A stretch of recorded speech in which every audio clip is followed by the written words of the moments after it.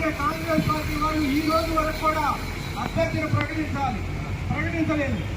ఒక ఆయనేమో నా తమ్ముడు కావాలంటాడు, ఒక ఆయనేమో నా భార్య కావాలంటాడు, ఒక ఆయనేమో నా కొడుకు కావాలంటాడు. అంటే వాళ్ళ కుటుంబ సభ్యులు తప్ప కాంగ్రెస్ పార్టీలో జెండాలు మోసిన వాళ్ళు వేరే ఎవరు లేరా? ఒక్కసారి ఆలోచించండి. వాళ్ళ ధీమా ఏంటంటే 1,000 రూపాయలు ఇస్తే వాళ్ళేమో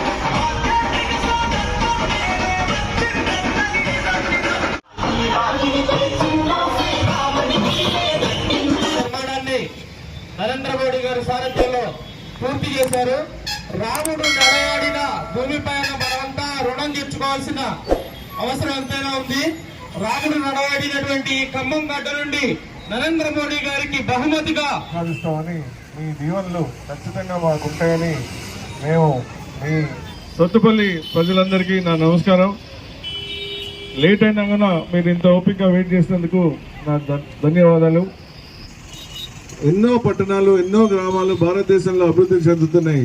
ఎన్నో పరిశ్రమలు వస్తున్నాయి, ఎన్నో హాస్పిటల్స్ వస్తున్నాయి, ఎన్నో ఉద్యోగ అవకాశాలు వస్తున్నాయి. కానీ గత 10 సంవత్సరాలలో ఖమ్మంలో ఏదన్నా ఒక హాస్పిటల్ కానీ, కాలేజ్ కానీ, ఫ్యాక్టరీ కానీ, ఏదన్నా బోర్డు కానీ ఇంకేదన్నా అయిందా? ఉన్న ఫ్యాక్టరీలు బంద్ చేయడం తప్ప కొత్త ఫ్యాక్టరీలు అనే ముచ్చటే లేదు, కొత్త ప్రాజెక్ట్స్ అనే పనే లేదు.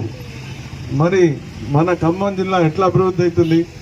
పక్క జిల్లాలు కానీ, పక్క రాష్ట్రాలు కానీ అన్నీ జై నరేంద్ర మోడీ అని మోడీ మార్గంలో పోయి రామరాజ్యం సువర్ణ కాలంలో నడుస్తూ ఉంటే మరి మన ఖమ్మం ఎక్కడ వేసిన గొంగలి అక్కడే ఉంది.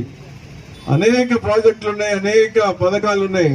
ఇచ్చేవాడు మోడీ గారు ఉన్నారు, కానీ తెచ్చేవాడు లేడు. నాలాంటి వాళ్ళను వారు ఎంపిక చేసి నేనెంత కష్టపడుతున్నానో నువ్వు కూడా అంత కష్టపడితే నువ్వు నీ ఖమ్మం బిడ్డవు కాబట్టి నీ ఖమ్మంకి వెళ్ళు, అక్కడ ప్రజల సమస్యలు చూసుకో, అక్కడ నేను ఇచ్చే పథకాలు నువ్వు తీసుకెళ్లి నేరుగా వాళ్ళకి ఇవ్వమని చెప్పిండ్రు. మరి మీ ఆశీర్వాదం ఉంటే వారి అన్న పని వారి సైనికుడిలాగా నేను చేయగలుగుతా. నా సైన్యంలో భారతీయ జనతా పార్టీ కుటుంబంలో మీరు కూడా మీ వంతు చేసి మన దేశం కోసం, మన ఖమ్మం కోసం మనం కష్టపడదాం. ఎవరిని బతిలాడే పని లేదు, ఎవరి మాటలు మోసపోవడానికి పని లేదు. మన ఓటు మనకే, మన అభివృద్ధి మనకే, మన పథకాలు మనకేవి కావాల్సినవో మనం తెచ్చుకుందాం.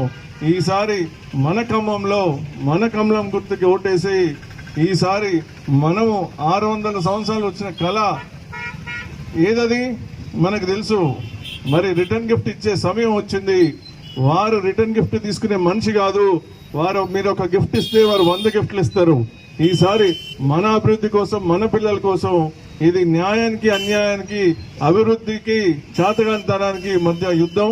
ఈ యుద్ధంలో మీరందరూ నాకు ఆశీస్సులు ఇస్తే తప్పకుండా విజయం చేయించి నెక్స్ట్ 5 సంవత్సరాలు ఇక్కడే ఉండి వారెలా కష్టపడుతున్నారో నేను అలా ఖమ్మంకి నా సమయం అంతా ఇస్తానని ప్రార్థిస్తూ మరొకసారి జై శ్రీరామ్.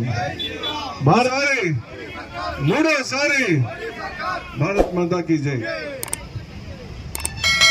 మోడీ గారు ఎంత ఇష్టమో అనేది తెలిసిపోతుంది. ఈసారి ఖచ్చితంగా ఖమ్మంలో